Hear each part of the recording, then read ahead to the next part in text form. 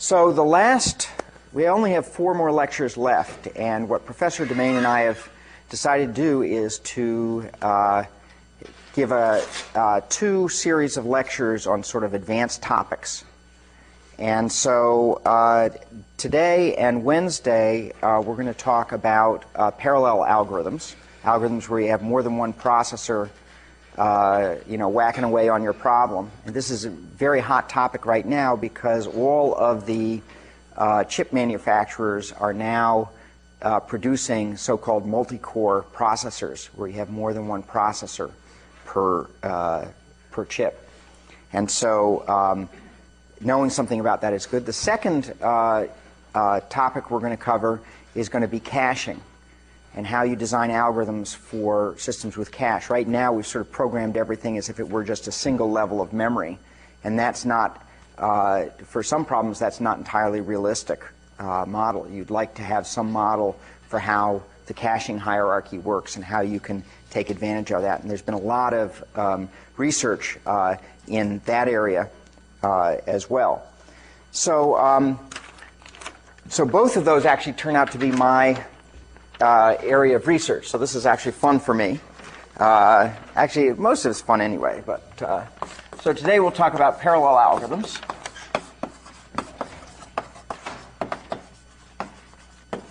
And the particular topic, it turns out that there are lots of models for parallel algorithms and for parallelism.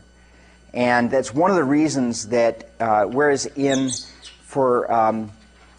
for serial algorithms, most people sort of have this basic model that we've been using that's sometimes called a random access machine model, which is what we've been using to analyze things. Whereas in the parallel space, there's just huge number of models, and there is no general agreement on what is the best model because there are different machines that are made with different configurations, etc., and people haven't sort of agreed on even how parallel machines should be organized. So we're going to deal with a particular model which goes under the rubric of dynamic multithreading,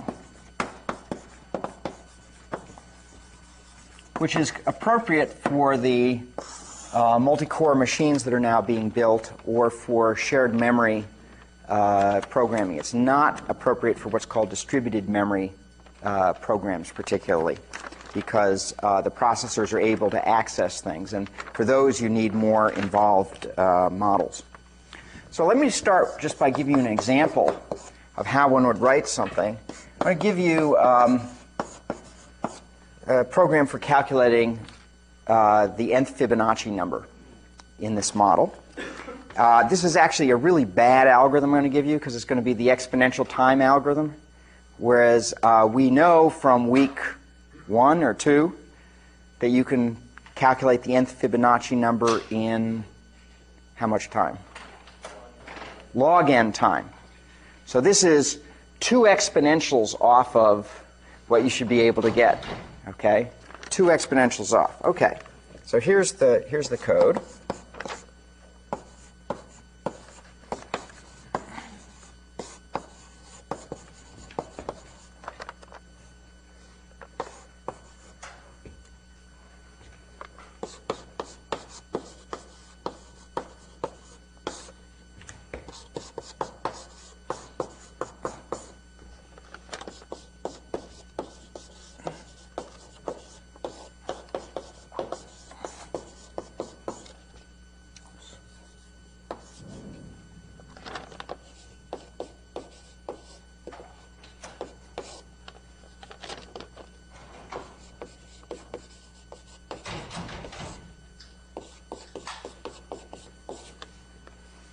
Okay, so this is essentially the code the pseudocode we would write.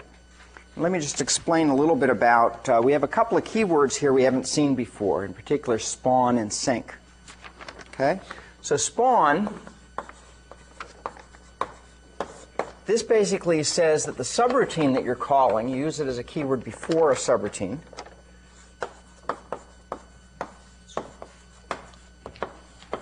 that it can execute at the same time as its parent.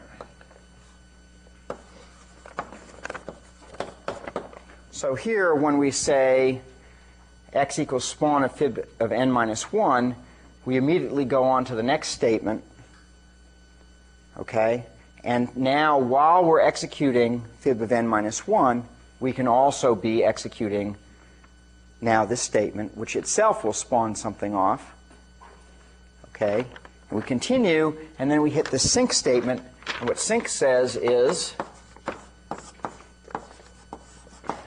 wait until all children are done.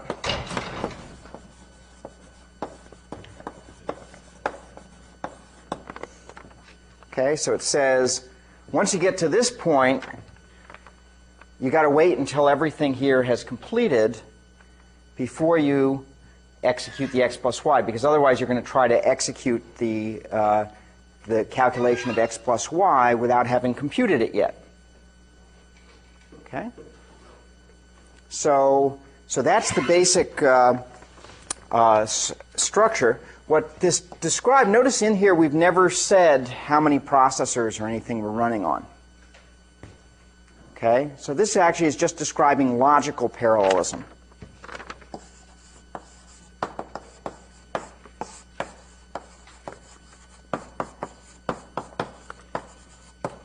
Not the actual parallelism when we execute it. And so what we need is a scheduler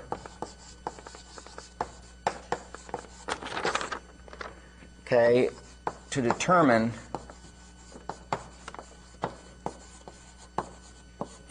how to map this dynamically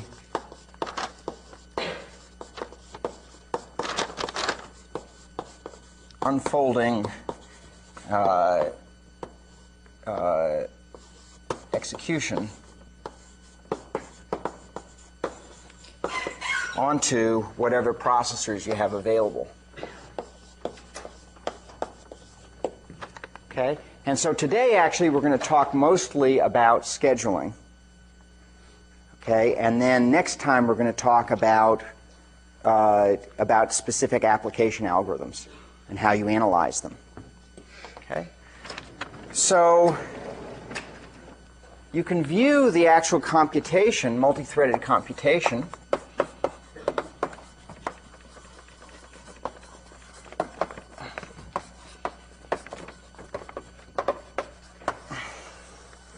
if you take a look at the parallel instruction stream,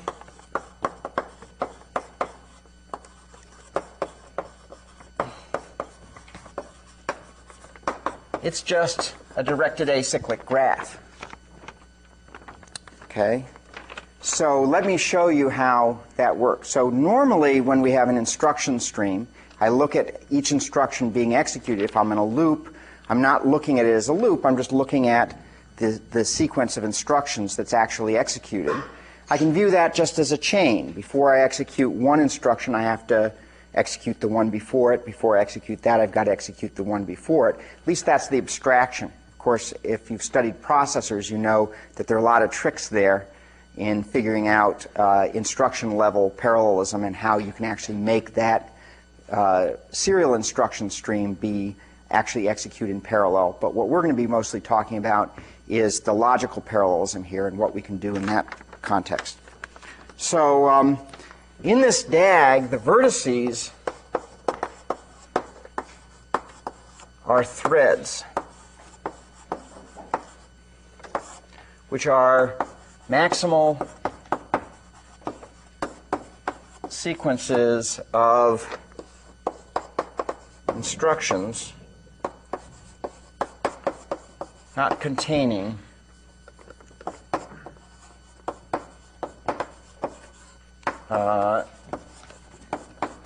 parallel control. And by parallel control, I just mean spawn, sync, and return from a spawned procedure. So let's just mark so the vertices are threads, so let's just mark what the vertices are here. okay, what the threads are here. So when we enter the function here, we basically execute up to the point where basically here, let's call that thread A, where we're just doing the sequential execution up to either returning or starting to do the spawn of fib of n minus 1. So actually thread A would include the calculation of n minus 1 right up to the point where you actually make the subroutine jump. That's thread A. Thread B would be the stuff that you would do executing from fib of,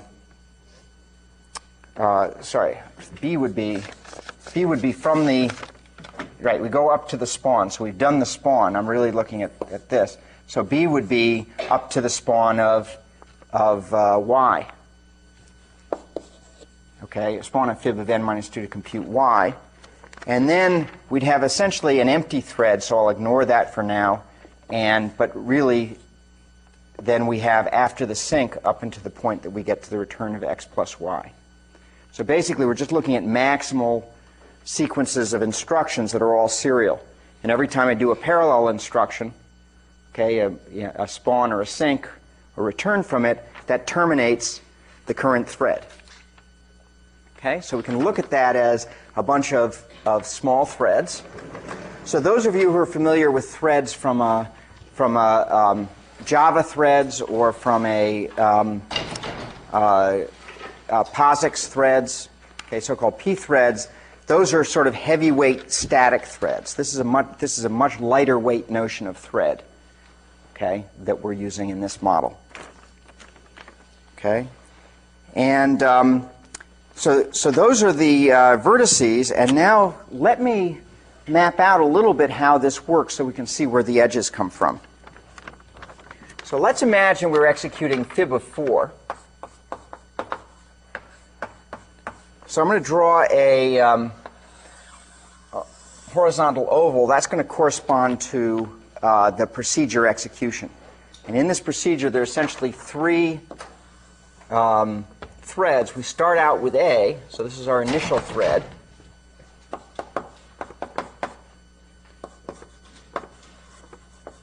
Is this guy here.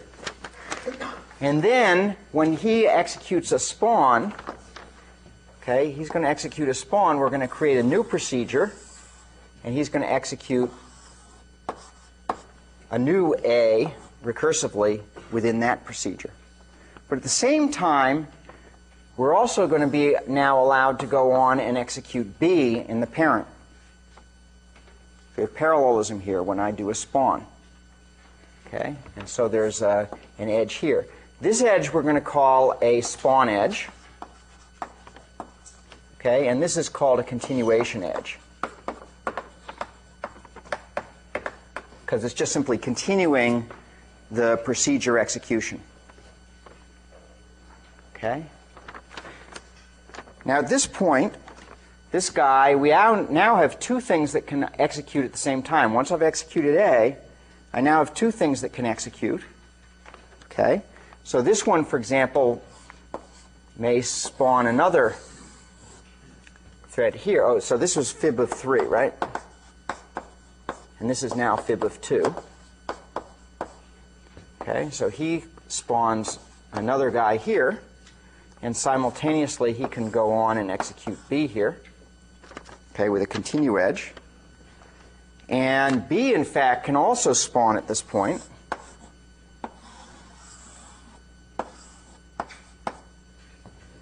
Okay, and this is now fib of 2 also. Okay.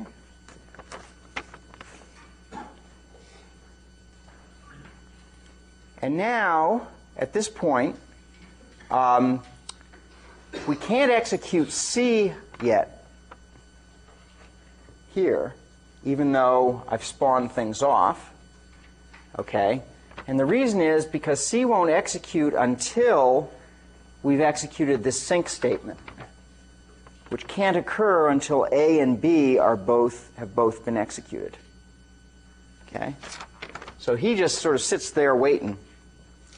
Okay, and a scheduler can't try to schedule him, or if he does, then nothing's going to happen here. Okay, so we can go on. Let's see. Let me just let's see. Here we could call fib of 1. Fib of 1 is only going to execute an A statement here. Okay, of course can't continue here, because A is the only thing. When I execute fib of 1, if we look at the code, it never executes B or C.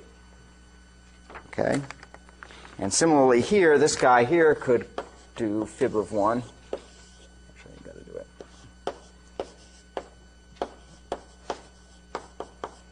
Okay. And this guy, I guess, could execute a fib of 1.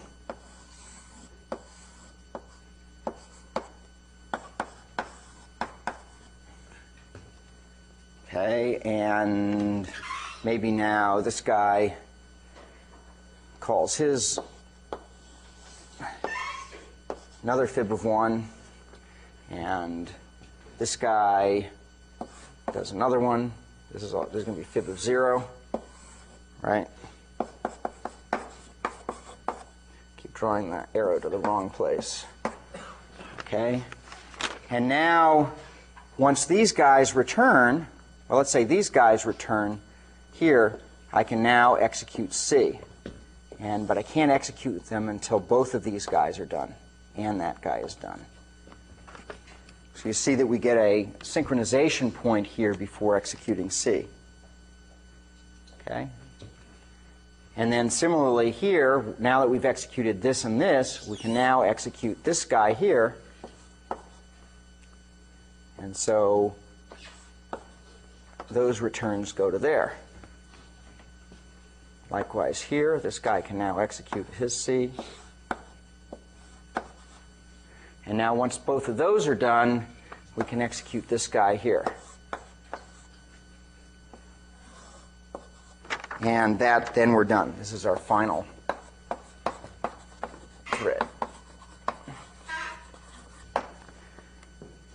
So, oh, I should have labeled also that when I get one of these guys here, that's a return edge. So the three types of edges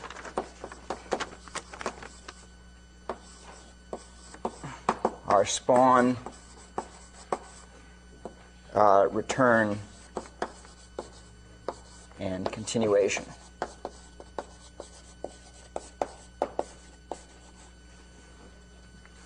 Okay, and by describing it this way, I essentially get a DAG that unfolds. So rather than having just a serial execution trace, I get something where, I have still some serial dependencies. There's some things that have to be done before other things, but there are also things that can be done at the same time. Okay? So how are we doing? Yeah, question? So if every spawn is followed by a sync, does that just give us the same, same thing we do all term, basically?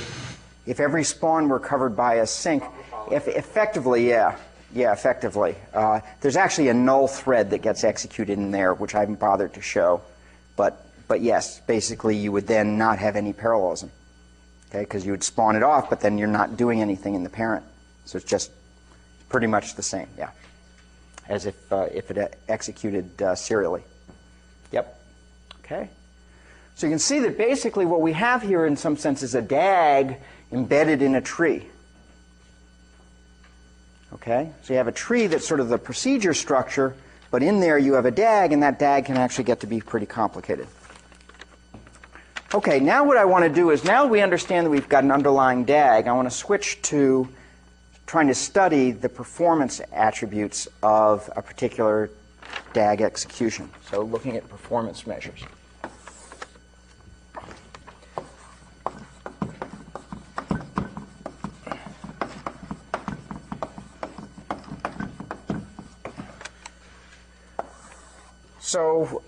So notation that we'll use is we'll let T sub p be the running time of whatever our computation is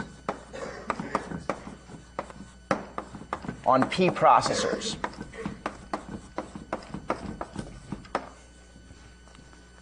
Okay.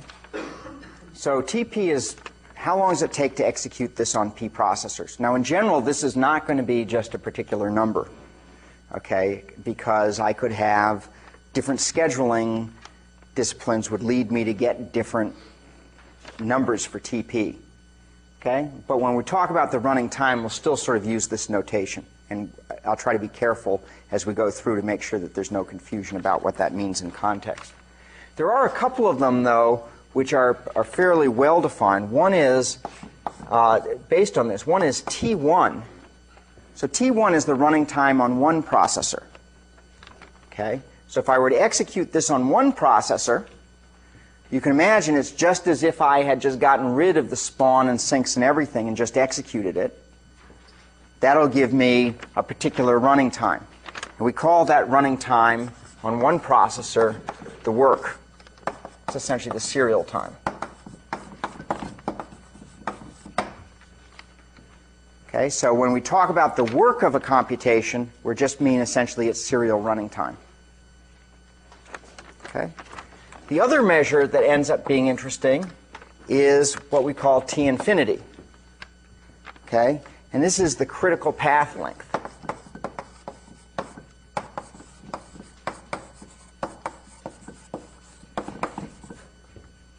Okay, which is essentially the longest path in the DAG. So, for example, if we look at fib of 4, this example, it has T of 1 equal to, so let's assume we have unit time threads. I know they're not unit time, but let's just imagine, for the purposes of understanding this, that every thread cost me 1 unit of time to execute. What would be the work of this particular computation? 17, right.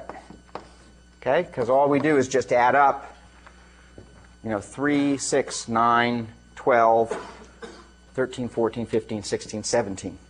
So the work is 17 in this case, if it were unit time threads. In general, you would add up how many instructions or whatever were in there. Okay? And then T infinity is the longest path. So this is the longest sequence. It's like if you had an infinite number of processors, you still can't just do everything at once because some things have to come before other things. But if you had an infinite number of processors, as many processors you want, what's the fastest you could possibly execute this?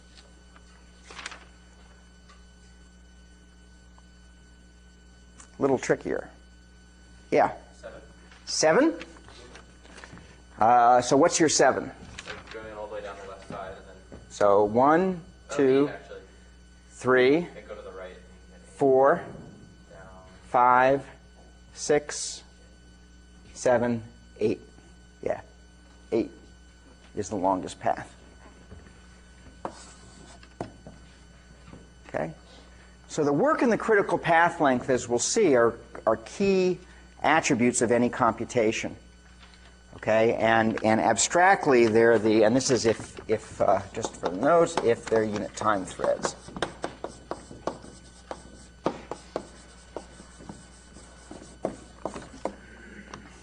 Okay? So we can use these two measures to derive lower bounds on TP for P that fall between 1 and infinity. Okay?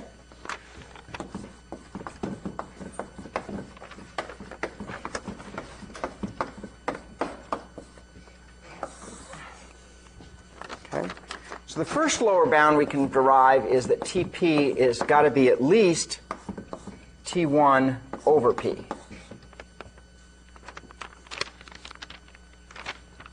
Okay, so why is that a lower bound? Yeah. That would be if we executed all infinite threads then. So if I have P processors, Dependence on previous result. yeah. Split it up between the P processors. Okay, and why would I have this lower bound? Because that would be using all the processors constantly. Okay, yeah, you got the right idea. Okay, so but can we be a little bit more articulate about it? So that's right. So you're using all the you want to use all the processors. If you could use all the processors, why couldn't I use all the processors though and have TP be less than this? Why does it have to be at least as big as T1 over P? Just asking for a little more precision in the answer. You've got exactly the right idea, but need a little more precision if we're going to persuade the rest of the class that this is the lower bound. Yeah. If you serialize it, you will be able to solve the answer using less work than you could. Yeah, that's another way of looking at it. If you were to serialize the computation, okay, so whatever things you execute on each step, you do P of them, and so if you serialized it somehow, then it would take you P steps to execute one step of a P-way, a machine with P processors. So then, okay, be a little more precise, David. If it takes less than T1 over P time, then since there's at most P units of work being done per unit of time, then it would be less than T1 over P times P equals T1. Yeah, good. So let me just state this a little bit. So P processors. So what are we relying on? P processors can do at most P work in one step, right? So in one step, they do at most P work. Can't do more than P work. And so if they can do at most P work in one step, then if the number of steps was in fact less than T1 over P, they would be able to do more than T1 work in P steps. And there's only T1 work to be done. Okay? I just stated that almost as badly as all the responses I got from the class. Okay. P processors can do at most P work in one step, right? So if there's T1 work to be done, the number of steps is going to be at least TP, is going to be at least T1 over P. Okay? There we go. Okay, it's not that hard. It wasn't that hard. It's just like I got a certain amount of, I got T1 work to do. I can knock off P, at most P on every step. How many steps? Just divide. Okay? So it's going to have to be at least that amount. Okay, good. The other bound, lower bound, is TP is greater than or equal to T infinity. Somebody explain to me why that might be true.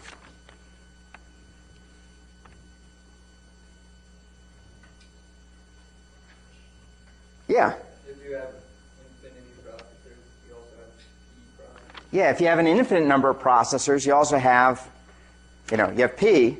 So if you could do it in a certain amount of time with P, you can certainly do it in that time with an infinite number of processors. Okay, this is in this model where there's lots of stuff that this model doesn't model, like communication costs and interference and all sorts of things. But in this simple model, okay, which actually in practice works out pretty well, okay, this is, you're not going to be able to do more work with P processors than you are with an infinite number of processors.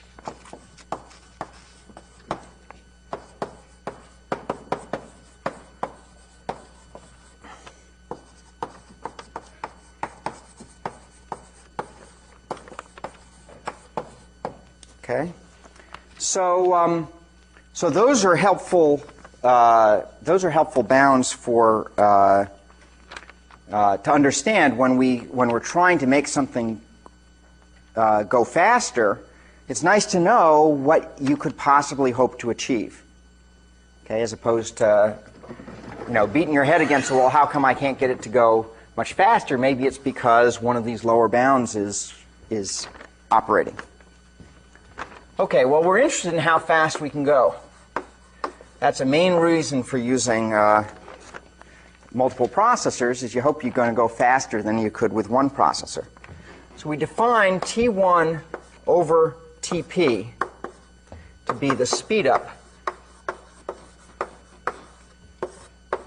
on P processors. Okay, so we say how much faster is it on P processors than on one processor. Okay, that's the speed up. Okay? If T1 over Tp is order P, we say that it's linear speed up.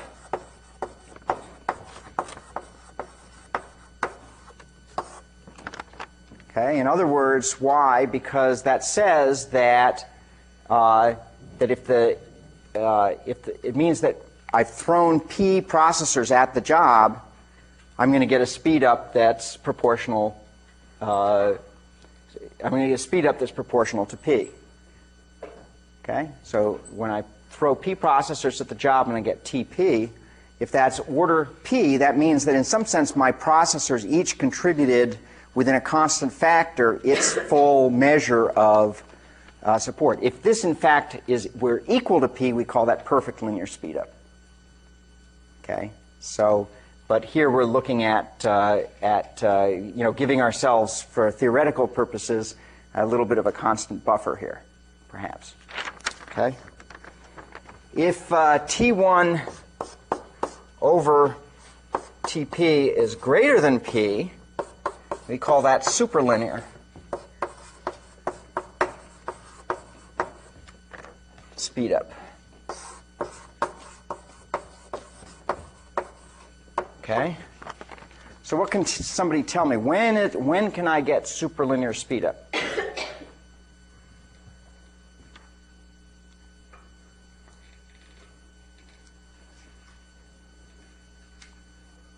When can I get superlinear speed up?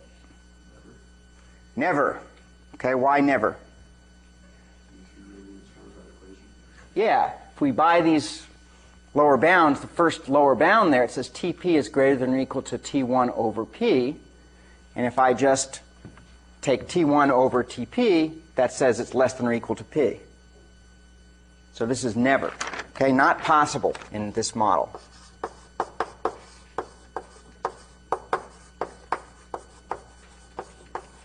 Okay, there are other models where it is possible to get superlinear speed up due to caching effects and things of that nature. But in this simple model that we're dealing with, not possible to get superlinear speed up. Okay? Not possible. Now the maximum possible speed up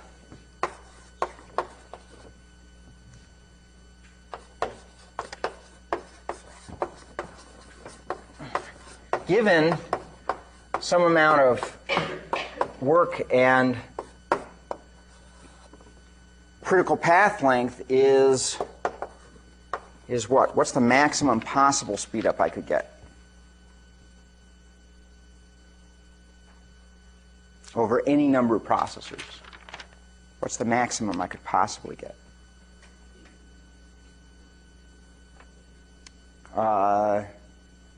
P. No, I'm saying no matter how many processors, what's the most speed up that I could get? T1 over T infinity.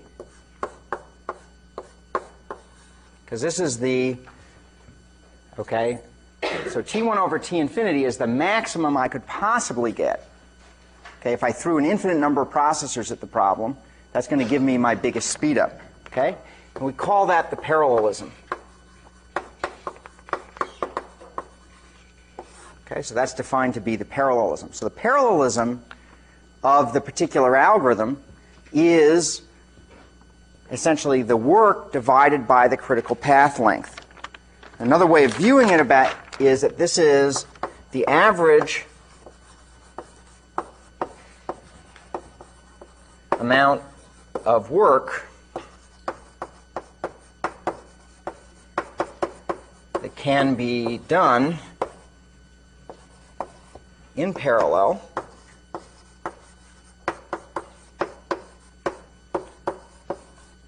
along each step of the critical path. And we denote it often by P bar. So do not get confused. P bar does not have anything to do with P. at some level. Okay, P is going to be a certain number of processors you're running your machine. P bar is defined just in terms of the computation you're executing, not in terms of the machine you're running it on. Okay? It's just the average amount of work that can be done in parallel along each step of the critical path. Okay? Questions so far? So mostly we're just doing definitions so far. Okay, now we get into... Okay, so it's helpful to know what the parallelism is, because the parallelism is going to there's no real point in trying to get speed up bigger than the parallelism. Okay? So if you're given a particular computation, people say, oh, it doesn't go any faster. You're throwing more processors at it. Why isn't it going any faster? The answer could be no more parallelism. Okay? Okay, let's see what I want to... Yeah, I think we can erase the example here. We'll talk more about this model. Mostly now we're just going to talk about DAGs. So we'll talk about the programming model next time. So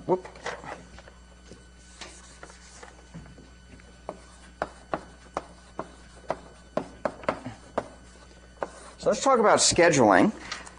The goal of the scheduler is to map the computation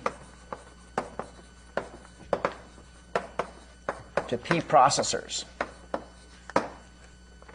And this is typically done by a runtime system,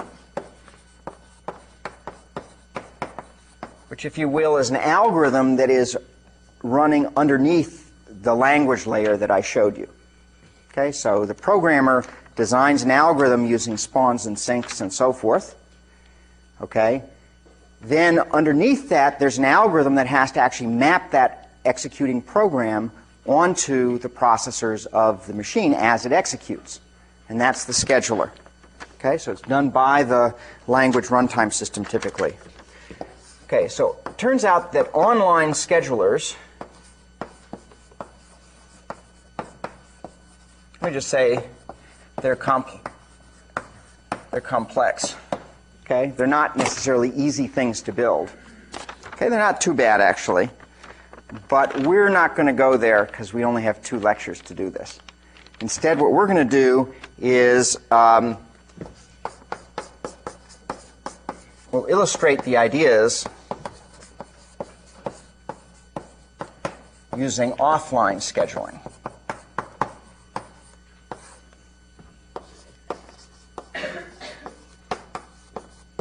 Okay, so you'll get an idea out of this for what a scheduler does, and it turns out that doing these things online is another level of complexity beyond that. And typically, the online schedulers that are good these days are randomized schedulers, and they have very strong proofs of their ability to perform, but we're not going to go there. Okay, we're going to keep it simple.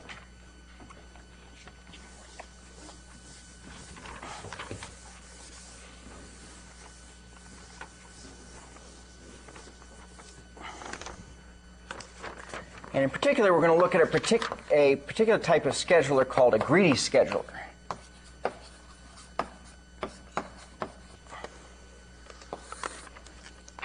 So if you have a DAG to execute, so the basic rules of the scheduler is you can't execute a node until all of the nodes that precede it in the DAG have executed. Okay? So you got to wait until everything is executed. So a greedy scheduler, what it says is, let's just try to do as much as possible on every step. Okay?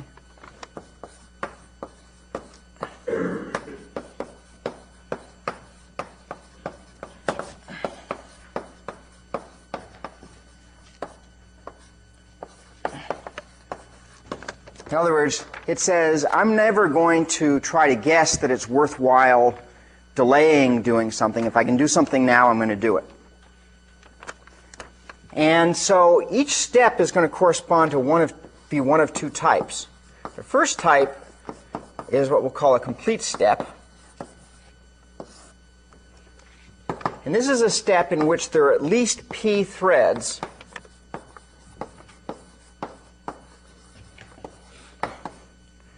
ready to run. And I'm executing on p processors.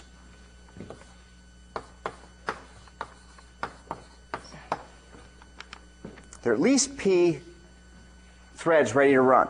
So what's a greedy strategy here? I've got p processors. I've got at least p threads. Run any p.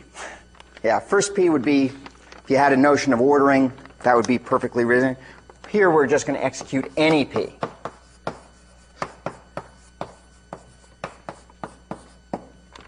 We might make a mistake there because it might actually, there may be a particular one that if we execute now, that will enable more parallelism later on. We might not execute that one. We don't know.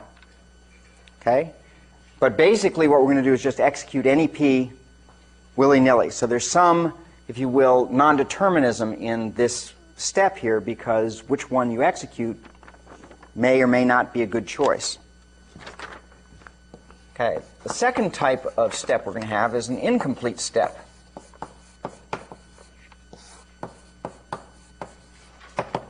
And this is a situation where we have fewer than p threads ready to run.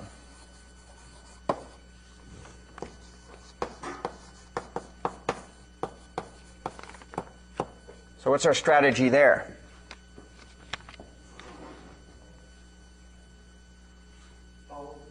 Execute all of them. Okay, if it's greedy, no point in not executing.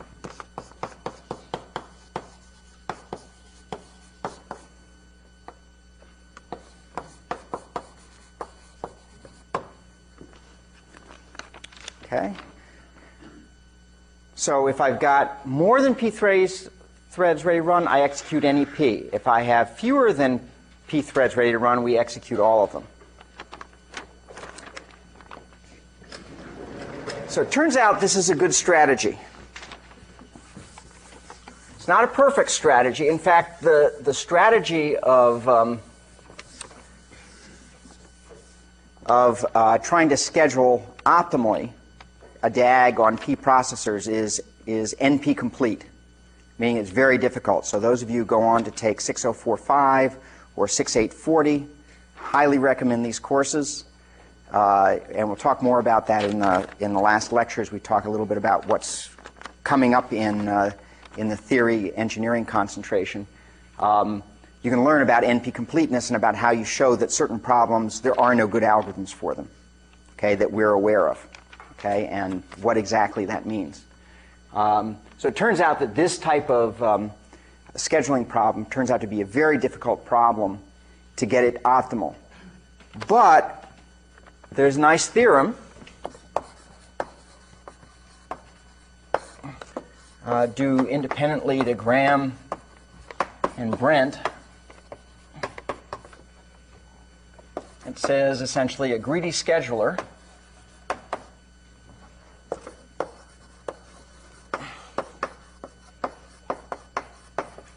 executes any computation G with work T1 and critical path length T infinity in time Tp less than or equal to T1 over P plus T infinity.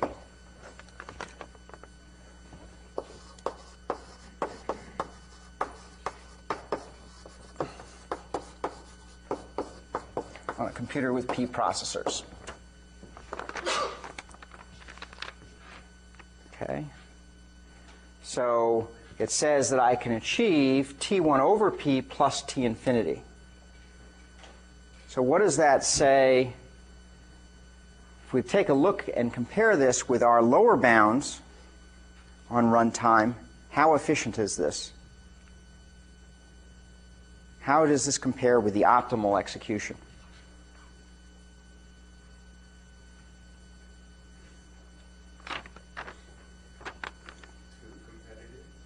Yeah, it's too competitive. It's within a factor of 2 of optimal. Because this is a lower bound, and this is a lower bound.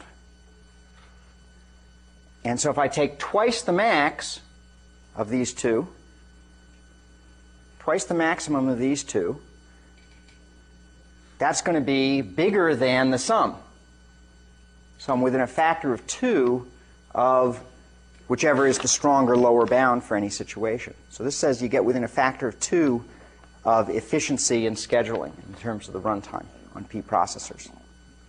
Okay, everybody see that? So let's prove this theorem. It's quite an elegant theorem. It's not a hard theorem. One of the nice things, by the way, about this week is that nothing is very hard. It just requires you to think differently.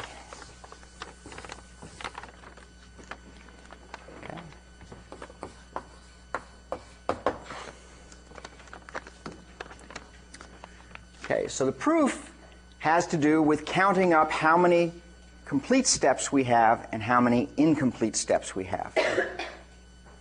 Okay, so we'll start with the number of complete steps.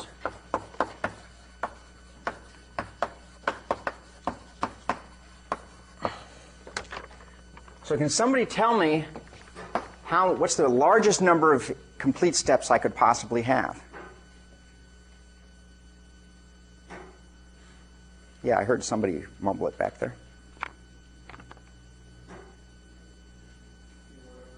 T1 over P. Why is that?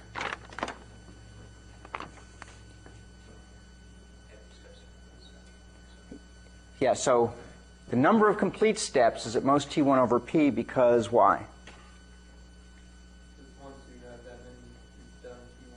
Yeah, once you've had this many, you've done T1 work. Okay? So every complete step, I'm getting P work done. So if I did more than T1 over P steps, there'd be no more work to be done. So the number of complete steps can't be bigger than T1 over P.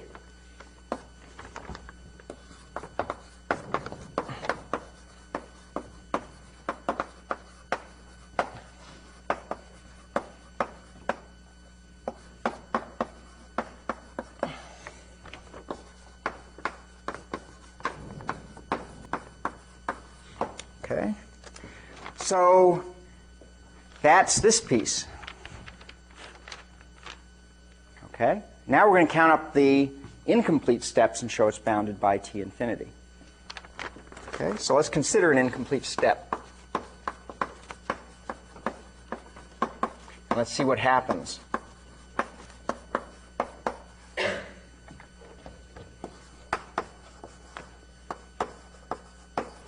And let's let G prime be the subgraph of G that remains to be executed. Okay, so we'll draw a picture here. So imagine we have, let's draw it on a new board.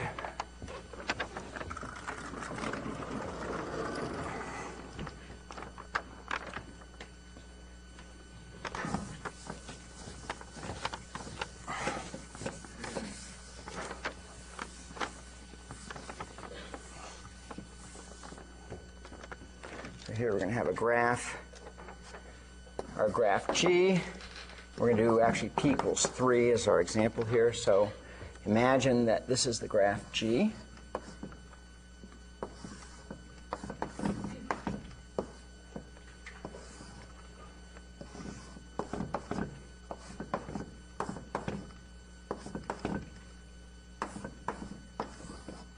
And I'm not showing the procedures here because this actually is a theorem that works for any DAG. And the procedure outlines are not necessary. All we care about is the threads.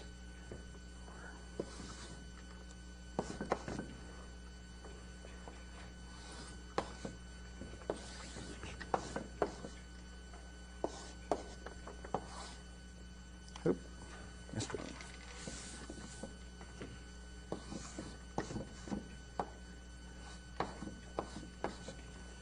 Okay, so imagine that's my DAG, G. And imagine that I have executed up to this point. Which ones have I executed?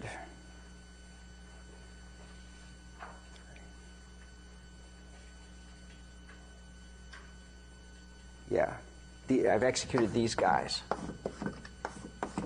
So the things that are in G prime are just the things that have yet to be executed. And these guys are the ones that are already executed.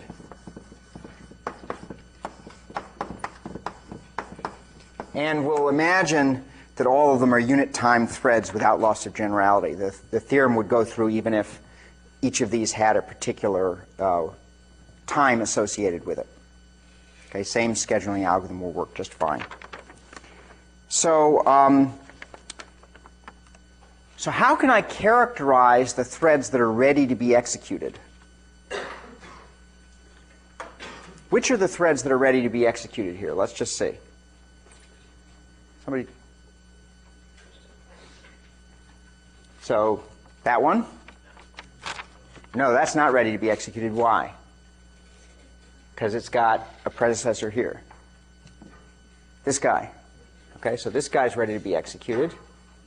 And this guy's ready to be executed. Okay. So those two threads are ready to be. How can I characterize this? What's their property? What's a graph theoretic property in G prime that tells me whether or not something's ready to be executed? Has no predecessor, but what's another way of saying that in?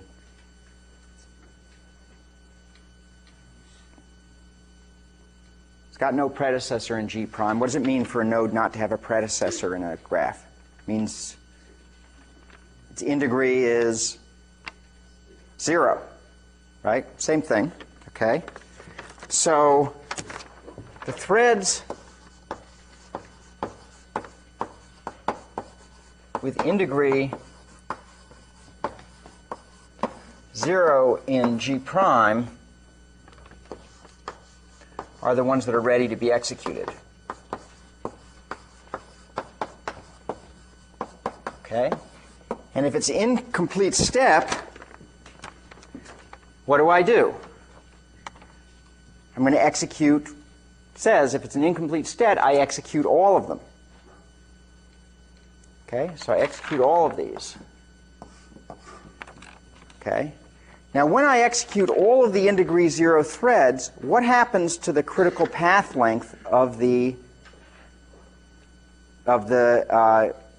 graph that remains to be executed? It decreases by 1. Okay? So the critical path length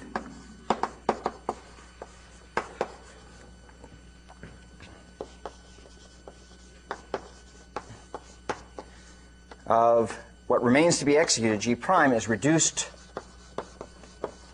by 1. So what's left to be executed on every incomplete step, what's left to be executed always reduces by 1. Notice the next step here is going to be a complete step because I've got 4 things that are ready to go. And I can execute them in such a way that the critical path length doesn't get reduced on that step. Okay?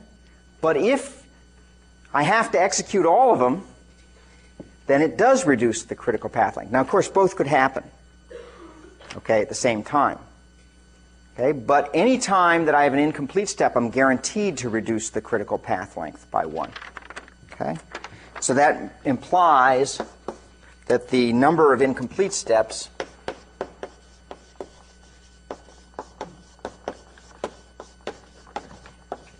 is at most t infinity. And so therefore, T of P is at most the number of complete steps plus the number of incomplete steps. And we get our bound. This is sort of an amortized argument if you want to think of it that way. Okay, that at every step I'm either amortizing the step against the work or I'm amortizing it against the critical path length, or possibly both. But I'm at least doing one of those for every step. Okay, and so in the end, I just have to add up the two contributions. Any questions about that? Okay, so this, by the way, is the fundamental theorem of all scheduling.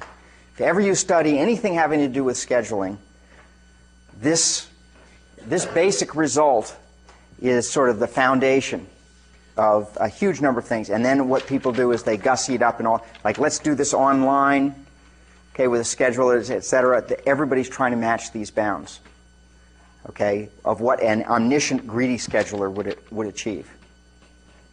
Okay?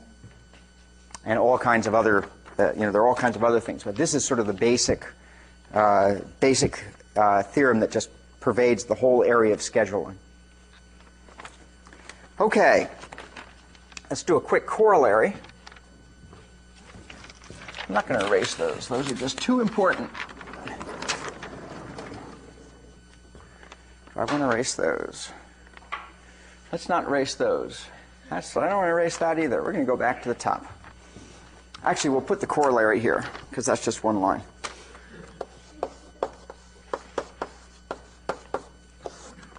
Okay.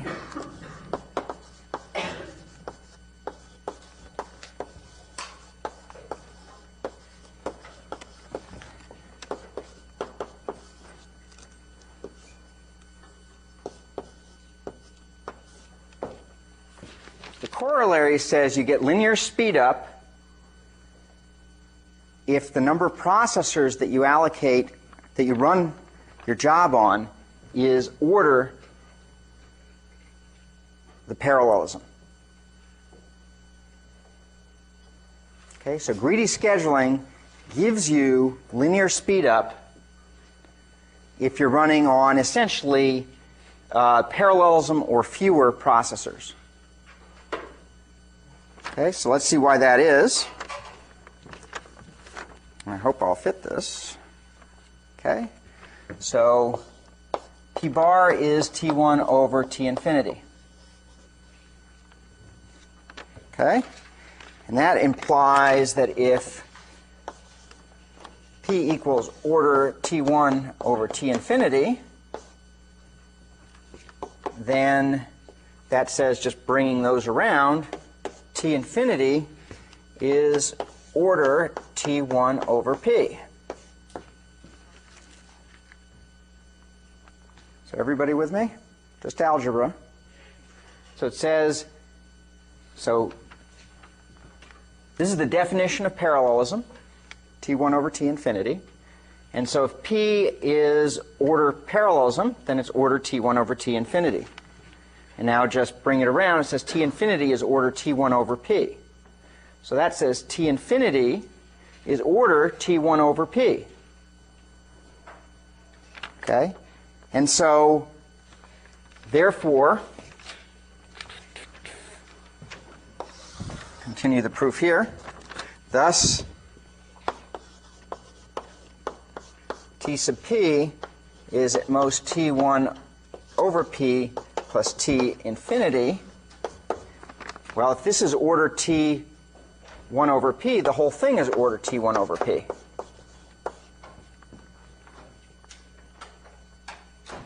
Okay? And so now I have TP is order T1 over P, and what we need is that to compute T1 over TP, and that's going to be order P. Okay? Everybody see that? So what that says is that if I have a certain amount of parallelism, if I run essentially on fewer processors than that parallelism, I get linear speed up. if I use greedy scheduling. Okay? If I run on more processors than the parallelism, in some sense I'm being wasteful because I can't possibly get enough speed up to justify those extra processors. So understanding the parallelism of a job says that's sort of a limit on the number of processors I want to have, and in fact I can achieve that. Question? Well, if you're putting an upper bound on the number of processors, then how can you get a theta bound on, well, because the definition of linear speed up is a theta bound. Yeah. And so to use a theta bound effectively, you're assuming that the variable can approach infinity. Yeah, really, in some sense, this is saying it should be omega p. Yeah, so that's fine. It's a question of, so ask again, because... Well, I'm saying that p has to be bounded above because it's almost p bar. Right. And so then theta notation isn't meaningful if it's bounded above. No, it's only if it's bounded above by a constant. It's not, T1 and T infinity aren't constants. They're variables in this. So this is, we're doing multivariable asymptotic analysis. So any of these things can be a function of anything else and can be growing as much as we want. So the fact that we say we're given it for a particular thing, we're really not given that number. We're given a whole class of DAGs or whatever of various sizes is really what we're talking about. So I can look at the growth. Here we're talking about the growth of of the parallelism. Sorry, the growth of the of the runtime t sub p as a function of t1 and t infinity. So I am talking about things that are growing here. Okay. Okay. So let's put this to work. Okay. And in fact, so now let's go back to here. Now I'll tell you a little bit of my own research and how we use this in some of the work that we did. Okay, so we've developed a dynamic multi-threaded language called Silk, spelled with a C because it's based on the language C, and it's not an acronym. It's because silk is like nice threads. Okay? And although at one point my students had a competition for what the acronym Silk could mean. And they came up with, the winner, turns out, was Charles's idiotic linguistic kludge.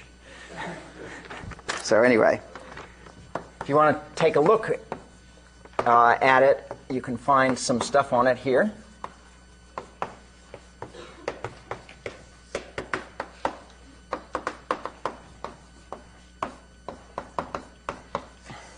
Okay. And what it uses is actually one of these more complicated schedulers. It's a randomized online scheduler.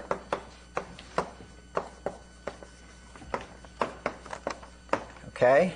And if you look at its expected runtime on P processors, it gets effectively T1 over P plus O of T infinity provably.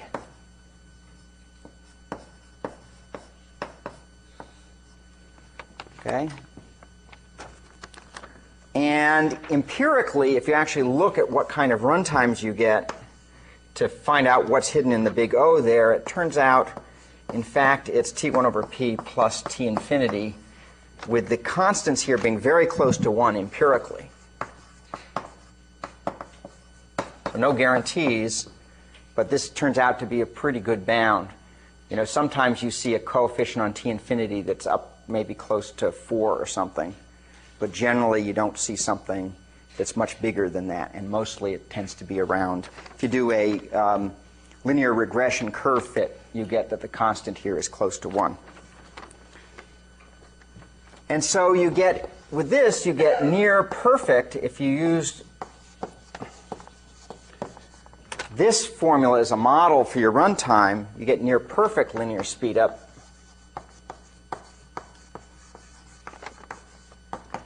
if the number of processors you're running on is much less than your average parallelism, which of course is the same thing as if t infinity is much less than t1 over p. So what happens here is that when p is much less than p infinity, that is, t infinity is much less than t1 over p, this term ceases to matter very much, and you get very good speed up. Okay, in fact, almost perfect speed up. So each processor gives you another processor's work, as long as you're in the range where the number of processors is much less than the number of than the parallelism. Now, with this language, many years ago, what seems now like many years ago, okay, we built a bunch of chess programs.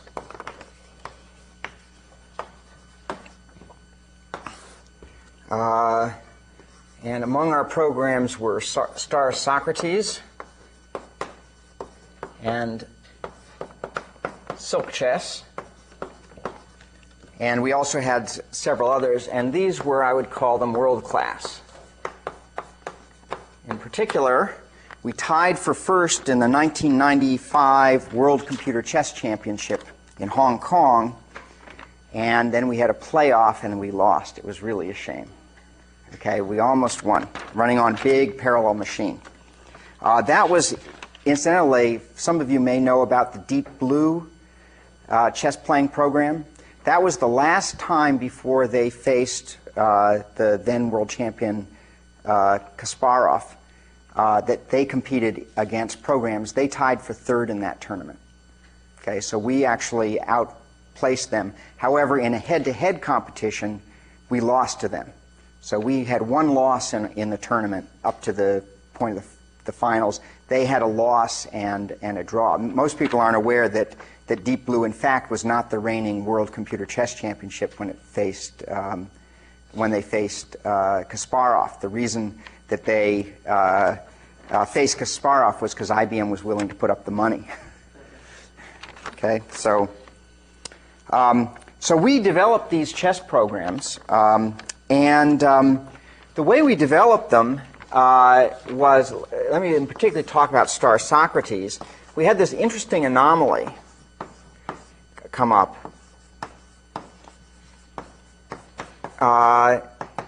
We were running on a 32 processor computer at MIT for development, and we had access to a 512 processor computer for the tournament at NCSA at University of Illinois. So we had this big machine. Of course, they didn't want to give it to us very much, but we had the same machine, just a small one, at MIT. So we would develop on this, and occasionally we'd be able to run on this, and this is what we were developing for on our processor. So let me show you sort of the anomaly that came up. Okay?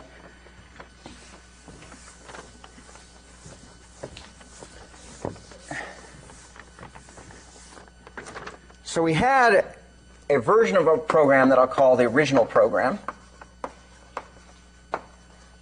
Okay. And we had an optimized program that included some new features that were supposed to make the program go faster. And so we timed,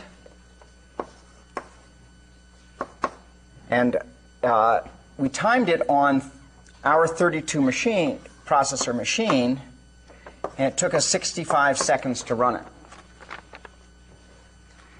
Okay? And then we timed this new program, so I call that T prime of sub 32, on our 32 processor machine, and it ran in 40 seconds. Okay, to do this particular benchmark. Now, let me just say I've lied about the actual numbers here to make the calculations easy. But the same idea happened, just the numbers were messier. Okay?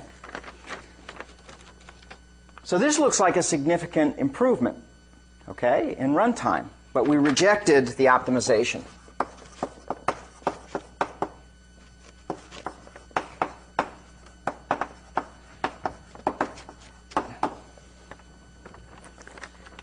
Okay. And the reason we rejected it is because we understood about the issues of work and critical path. And so let me show you the analysis that we did. Okay? So the analysis, it turns out, if we looked at our instrumentation, the work in this case was 2048. And the critical path was 1 second. Whereas over here, with the optimized program, the work was in fact 1024, but the critical path was 8.